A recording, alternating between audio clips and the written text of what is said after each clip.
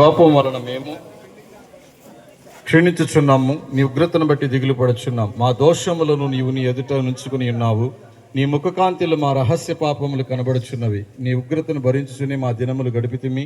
నిటూర్పులు విడిచినట్లు మా జీవిత కాలము జరుపుకుందాం. మా ఆయుష్కాలము 75 సంవత్సరములు, అధిక బలము 80 సంవత్సరములగును. అయినను వాటి వైభవము, ఆయాసము, దుఃఖము అతి త్వరగా గతించును. మేము ఎగిరిపోదాము. దేవుడి పరిశుద్ధ వాక్యమును మన వినికిడిలో ఆశీర్వదించునుగాక. ధన్యవాదాలండి. ఇప్పుడు ఈ దేవకుమార్ గారి గురించి కొంచెం అంటే 1-2 మాటలు మాట్లాడవలసినదిగా జోన్స్ మాస్టర్ గారిని ఆహ్వానిస్తున్నారు.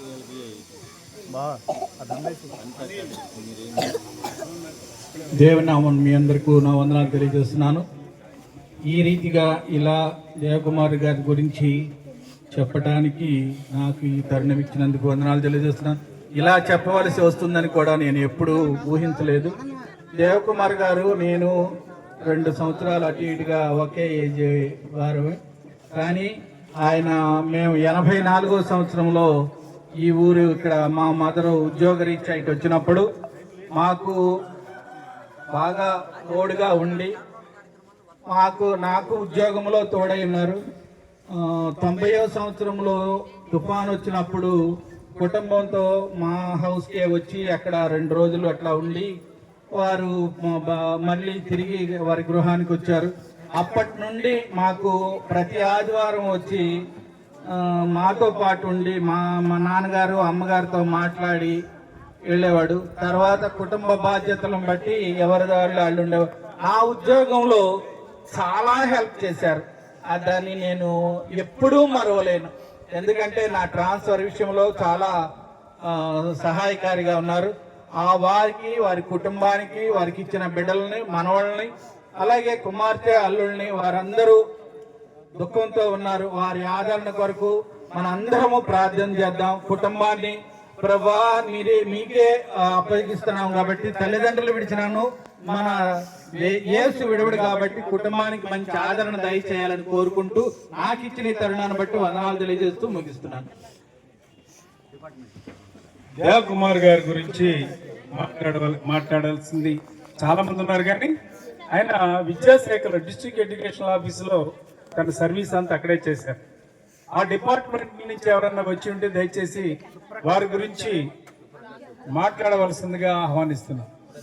సుప్రకాష్ గారు వెళ్ళిపోయారా? మాట్లాడతారండి? మాట్లాడరు. అనిల్ గారు మీ మేనమాన్ గురించి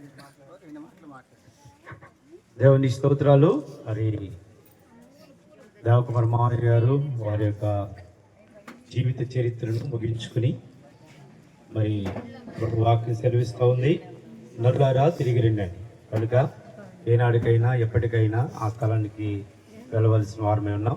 మనకంటే ముందుగా మామయ్య గారిని తీసుకున్నారు. కనుక ఈ దినమందు నిరీక్షిస్తున్న మనందరం మరి బ్రతికి ఉన్న మన జీవితాల్లో మరి మామయ్య గారిని చూస్తామనే గొప్ప నిరీక్షణ మనందరికి ఉంది. కనుక ఈ కుటుంబ బిడ్డలకు, అలాగే వారు చేసిన వృత్తి, మరి అలాగే వారు చేసిన ఉద్యోగాలు యావత్తును దేవుడు ఇంతవరకు తన జీవిత చరిత్రను ముగించుకుని ప్రభు దగ్గర నిద్రించున్నాడని విశ్వసిస్తూ ప్రభు ఈ మాటలు దీవించిన గాక. మంచిదండి. ఎవరైనా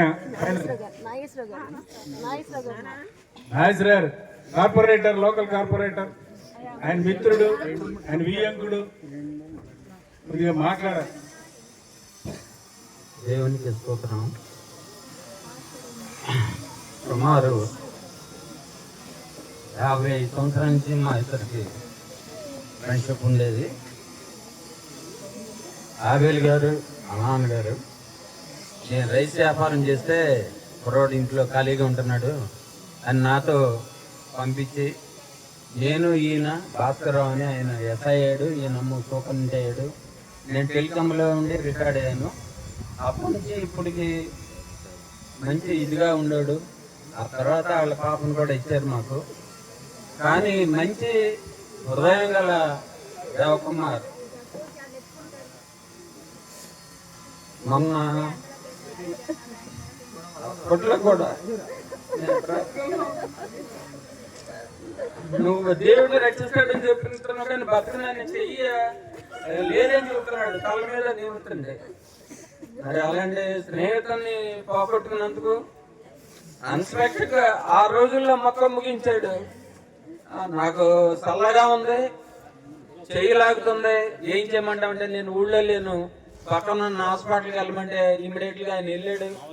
అక్కడ బ్లడ్ టెస్ట్, బీపీ చూస్తే బీపీ రేజ్ మీద ఉంది, షుగర్ కూడా ఎక్కువగా ఉంది.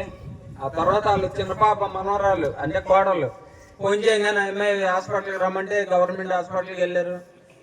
మరి ఈసీ తీశారు, ఏకో టచ్ చేసి ప్రేమ దగ్గరికి వెళ్ళమంటే డాక్టర్ గారు లేకపోవడం వల్ల మరి కొడుకులు అందరు కలిసి విజయవాడ తీసుకెళ్లారు.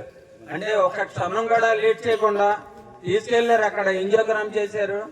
ఆ తర్వాత స్టంట్లు వేయాలంటే వేసారు, బయటకు వచ్చాడు. మరి ఇక్కడి నుంచి మేము దేవకుమార్ శరత్ గారు వెళ్ళాము, బాగా పల్లకిచ్చాడు. ఊరికి నేను తగ్గిపోయిందని బాగున్నాను అన్నాడు, టీ కావాలన్నాడు, వాళ్ళు ఇచ్చారు. ఎంత చూసినా ఆ 2 రోజులు మాత్రమే మాకు ఇదిగా ఉన్నాడు.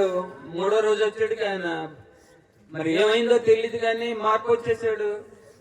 ఈ కొడుకు అయితే చెబుతున్నాడు, డాక్టర్లు నాతో మీరు డబ్బులు పెడుతున్నారు, ఈ మందుల వల్లే ఉంటున్నాడు, మేమైతే గ్యారంటీ ఇవ్వాలని చెప్పుకొచ్చారు. అయినా ఎంత డబ్బులు ఖర్చు అయినా వాళ్ళు చూశారు కానీ దేవుడు మరి ఆయన సమయానికి 3 రోజుల ముందే చనిపోయాడని వార్త వచ్చింది. కానీ 3 రోజులు మళ్ళీ ఉన్నాడు. మరి 3 రోజుల తర్వాత ఆయన చేరాల్సిన తల్లి గర్భం నుంచి మనం బయటకు వచ్చాం. అక్కడ కొంతకాలం ఈ గృహంలో ఉండి మళ్ళీ మట్టిలోకి వెళ్ళిపోతున్నాం. అంటే దేవుడు ఇదంతా తెలియదనక ఆయన పరలోకంలో చేస్తాడని గట్టిగా నమ్ముతూ మీ అందరి ప్రార్థన ఆయన కొరకు చేయాలని అడుగుతూ ఆయన జీవించాలని సెలవు చేస్తున్నాం. ముగింపు ప్రార్థన. పరిశుద్ధుడు అయిన మా ప్రభు, దయగలిగిన తండ్రి యేసయ్య, ఇంతవరకు నాయన దేవకుమార్ గారిని నీవు ఆశీర్వదించావు, దీవించావు, ఈ లోకంలో నివసింపచేసావు. మరలా నీ సన్నిధికి వచ్చి ఉన్నారు.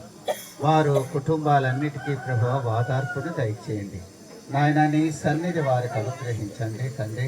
నీ కొందనాలు చెల్లిస్తున్నాం ప్రభు. మరలా మేము చూస్తాం.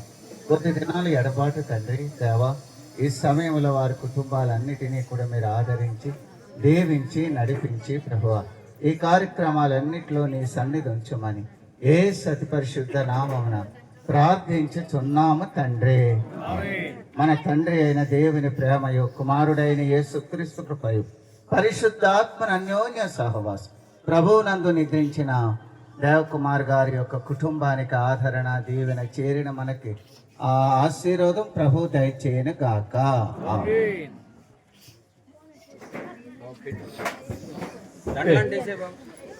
మిగిలిన కార్యక్రమాలు త్వరితగతిన ముగిస్తే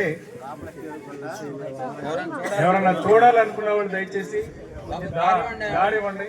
ఇంకెవరన్నా చూడాలనుకునే వాళ్ళు రావాలి.